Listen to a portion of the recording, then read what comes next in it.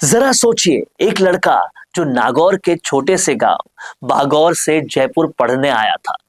ना एबीवीपी, ना एनएसयूआई, ना कोई बड़ी पार्टी, फिर भी राजस्थान यूनिवर्सिटी का प्रेसिडेंट बन जाता है और सरकार को मजबूर कर देता है नियम बदलने के लिए। जी हाँ, ये कहानी है हनुमान बेनीवाल की, जो सिर्फ नेता नहीं बल्कि छात्र आंदोलन का ब्रांड बन जाता है। 1994-95 की बात है। महाराजा कॉलेज, जयपुर का सबसे बड़ा कॉलेज, जहां से शुरू होती है बेनीवाल की एंट्री। लगातार 2 बार छात्र संघ अध्यक्ष, फिर 1996 में लॉ कॉलेज के प्रेसिडेंट और 1997 में सबको चौंकाते हुए निर्दलीय चुनाव लड़कर राजस्थान यूनिवर्सिटी छात्र संघ अध्यक्ष बन जाते हैं।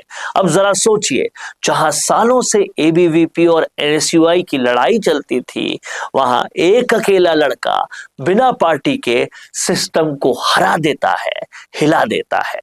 यहीं से बनती है उनकी पहचान, सिस्टम से लड़ने वाले नेता की। गांव के छात्रों के लिए सबसे बड़ा आंदोलन अब कहानी में आता है, असली ट्विस्ट। उस दौर में क्या होता था? शहरी बच्चे, सीबीएसई गांव के बच्चे और राजस्थान बोर्ड के बच्चों में बहुत अंतर होता था। सीबीएसई वालों के नंबर ज्यादा होते थे, ग्रामीण बच्चों के नंबर कम होते थे और एडमिशन हमेशा शहरी स्टूडेंट्स जीत जाते थे। गांव के मेधावी बच्चे बाहर हो जाते थे। ये बात बेनीवाल को चुभ गई। उन्होंने कहा, यह सरासर अन्याय है, बराबरी चाहिए। और फिर धरना, प्रदर्शन, रैली, घेराव, पूरा कैंपस हिल गया। सरकार पर इतना दबाव पड़ा कि ग्रामीण छात्रों को 5% बोनस अंक देने का नियम लागू करना पड़ा। दोस्तों, आज हजारों स्टूडेंट्स जो कॉलेज पहुंचे उस फैसले की वजह से पहुंचे हैं और यही वजह है कि आज भी गांव का युवा कहता है, बेनीवाल अपना आदमी है। जेल भी गए लेकिन झुके नहीं। अब आते हैं सबसे बड़े फिल्मी चैप्टर पर। नागौर के ही एक और छात्र नेता थे, महेंद्र चौधरी। दोनों ग्रामीण छात्रों की आवाज बने हुए थे, लेकिन यूनिवर्सिटी में आंदोलन के दौरान हालात बिगड़ गए। पुलिस आई, लाठीचार्ज हुआ और बेनीवाल और महेंद्र चौधरी को जेल भेज दिया गया। अब सरकार सोच रही थी, जेल में डालो, मामला शांत हो जाएगा, लेकिन हुआ उल्टा। पूरे राजस्थान में गुस्सा फूट पड़ा, छात्र सड़कों पर उतर गए। सरकार डर गई और रात 2 बजे जेल के नियम तोड़कर दोनों को रिहा करना पड़ा। सोचिए कितना दबाव रहा होगा कि सरकार को आधी रात जेल खोलनी पड़ी। यहीं से बेनीवाल बन गए छात्रों के हीरो। हर जाति का समर्थन क्यों मिला, ये सुनिए। आज बेनीवाल को सिर्फ जाट समाज ही नहीं, हर जाति, हर वर्ग सपोर्ट करता है। क्यों? क्योंकि उन्होंने जाति की राजनीति कभी की ही नहीं, मुद्दों की राजनीति की है।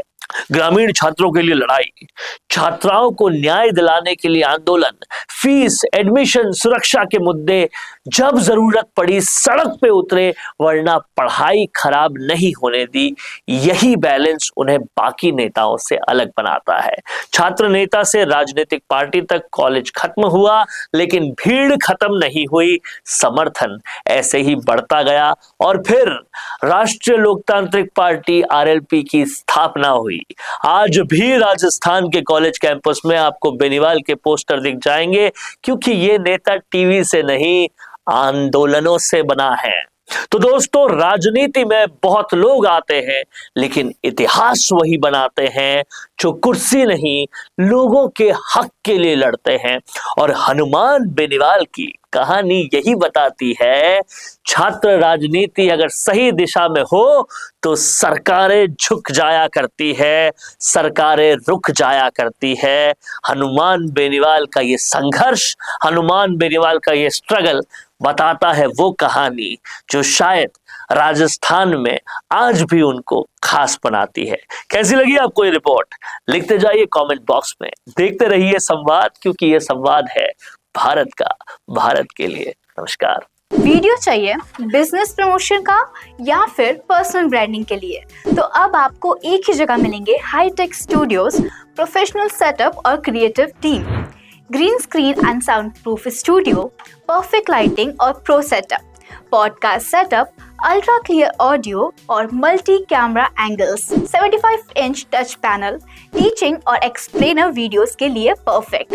10 से 15 साल एक्सपीरियंस्ड एंकर्स और जर्नलिस्ट जो आपके कंटेंट को देंगे प्रोफेशनल टच। राजस्थान का तीसरा सबसे बड़ा डिजिटल न्यूज़ चैनल आपकी ब्रांड को मिलेगा प्लेटफॉर्म। 50+ प्रोफेशनल वीडियो मॉडल्स जो आपके प्रोजेक्ट को बनाएंगे ज़्यादा इंगेजिंग। हमने